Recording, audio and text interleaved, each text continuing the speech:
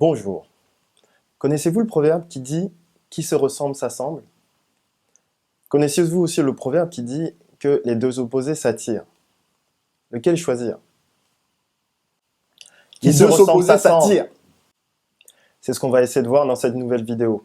Je m'appelle Holali Ziga et je suis le créateur du blog Objectif Réussir.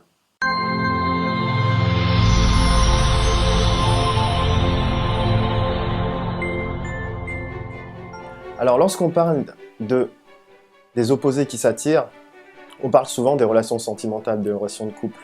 Mais lorsqu'on parle de relations amicales, souvent vous remarquerez qu'on s'assemble avec les personnes qui nous ressemblent. Maintenant, en ce qui concerne nos objectifs et nos projets, pourquoi est-il important de s'associer avec les personnes qui nous ressemblent? Il y a plusieurs raisons à cela. Donc une des premières raisons, c'est le fait que les personnes qui vous ressemblent vont vous stimuler. C'est-à-dire que lorsque vous avez envie de faire un projet, par exemple la création d'un blog, la création d'un site, une entreprise, ces différentes personnes vont vous permettre d'avancer davantage.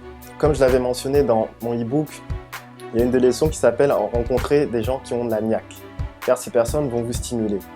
C'est exactement la même chose qui se passe avec les personnes qui vous ressemblent, dans le sens où ces personnes ont la même vision que vous au niveau de vos projets. C'est-à-dire, on peut prendre un exemple d'un blog.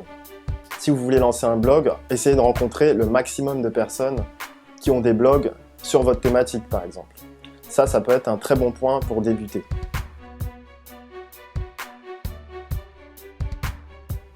Il y a aussi une autre chose. Ces personnes vont vous donner de l'énergie positive.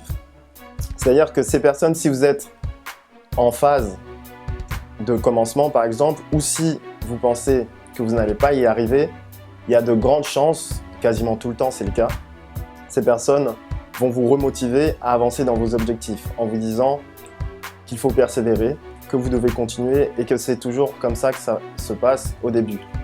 Donc ça c'est un autre point très important. Et à votre tour, si vous êtes un peu plus avancé dans vos objectifs ou dans votre projet, vous allez pouvoir aider ces personnes à se réveiller. C'est-à-dire que lorsqu'elles arrêtent de persévérer ou de continuer sur leur projet, vous allez être moteur pour eux et leur permettre d'avancer à nouveau. Donc ça, c'est un autre point très important. Il faut aussi savoir que vous avez tous des talents et que tous vos talents vous devez les valoriser. Si vous avez envie, par exemple, de créer des bijoux, faites-le.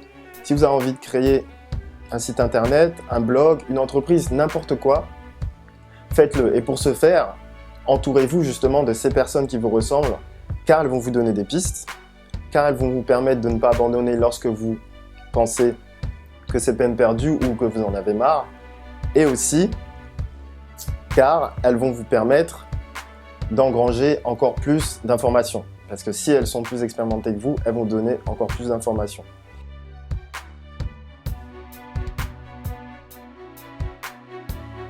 Et alors, ça fait partie des règles du jeu. Si vous faites quelque chose et que vous n'en parlez à personne et que vous restez dans votre coin, il est clair que vous n'allez pas avancer. Si la personne veut vous voler votre projet, et alors, est-ce qu'elle va réussir à faire la même chose que vous? Est-ce qu'elle aura la même vision que vous? Peut-être vous allez me sortir l'exemple de Mark Zuckerberg de Facebook, mais c'est comme ça, c'est les règles du jeu.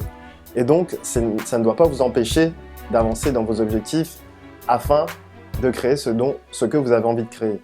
C'est-à-dire qu'il faut vous lancer tout de suite. Même sur papier, vous écrivez toutes les étapes que vous voulez atteindre, tous les objectifs que vous voulez atteindre, et foncez. C'est tout. C'est aussi simple que ça. Donc c'était tout pour cette vidéo. J'espère qu'elle vous a plu et je vous dis à très bientôt pour la suite. Bye bye.